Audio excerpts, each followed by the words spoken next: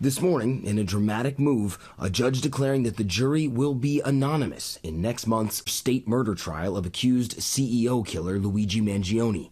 The new ruling from Judge Gregory Caro a clear sign of just how high profile the case has become. The judge writing in his order, the jury could face harassment, intimidation, or improper outside influence, citing disruptions outside the courtroom in recent months as evidence, adding that only the prosecutors and defense lawyers will know who the jurors are. Mangione appearing before a packed courtroom for a pre-trial hearing Tuesday, handcuffed, dressed in a gray suit and white shirt. The 28-year-old is accused of shooting United Healthcare CEO Brian Thompson in an assassination-style killing back in December 2024. He has pleaded not guilty. The hearing was short, lasting just 20 minutes.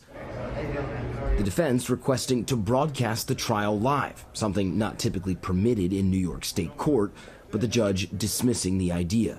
The judge also telling both sides to work out the questionnaire that will be presented to prospective jurors when jury selection begins just after Labor Day. The defense team leaving the courtroom hoped the judge would further expand public access to the trial. I think there should be 2 opportunities, but I'll take one.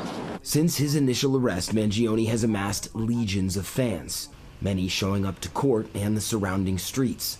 For them, he's a cult hero who stood up to health insurance industry abuse. To others, he shot an unarmed man in the back, killing a husband and father in the process.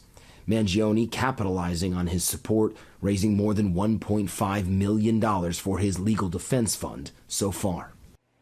Now, jury selection is set to begin in this trial September 8th. Security outside the courtroom also expected to be very tight. I think we can expect it to be quite the scene. Yeah, absolutely. No doubt about that. Matt, thank you for that. Let's bring in ABC News Chief Legal Analyst Dan Abrams to break this all down. Dan, good morning to you. Let's start with this anonymous jury. How unusual is that? Very unusual. I mean, look, typically this would happen in cases like a mob case or a drug kingpin case where they were concerned about the safety of the jurors from the defendant. This is a little different. But in the last 5 years, we've seen a number of high-profile cases. I mean, think about it. The case where the woman who sued Donald Trump, E. Jean Carroll, the jury was anonymous. R. Kelly, Ghislaine Maxwell. So it has happened recently where judges have decided to make sure that that jury is anonymous, but still, it doesn't happen very often. It doesn't, Dan, but you mentioned the mob. There are huge groups of people, influencers, already standing outside of that court case. The defense is asking for overflow rooms for people to watch. Why keep the people anonymous, the jurors anonymous in this case? Yeah, I think that their judge is concerned about potentially influencing the jurors. I mean, this is a case where it's not just that people are interested in the case, they're interested in the outcome. And I think that's of particular concern to a judge in a case like this. So many people so passionate about what the outcome ought to be.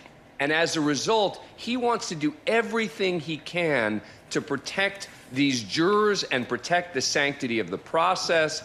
And that's why I'm not that surprised, even though it is incredibly unusual that this became one of those rare cases. Yeah, it is rare, Dan. So explain exactly how this process is going to work. And if the jurors are anonymous, do they have to be sequestered?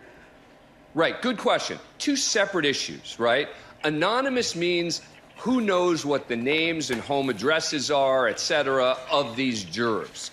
Sequestered would mean that they are literally during the trial staying at a hotel for the entirety of the 4, 6, 8-week trial. I think that is still unlikely. Why? Because you are then going to be narrowing the jury pool significantly to only people who could stay and serve in a hotel, not go home for 6 to 8 weeks. I think that's still unlikely, but it is the possibility that during the process itself, right, during deliberations, even before deliberations, if something happened where the judge became concerned, the judge could say, okay, I'm going to sequester now, but a different issue from keeping the jury anonymous. Another interesting development in this fascinating case. Dan Abrams, as always, we appreciate it. And our colleagues at 2020 just launched a 5-part podcast on Luigi Mangione. Search Burden of Proof, Luigi Mangione, wherever you get your podcasts.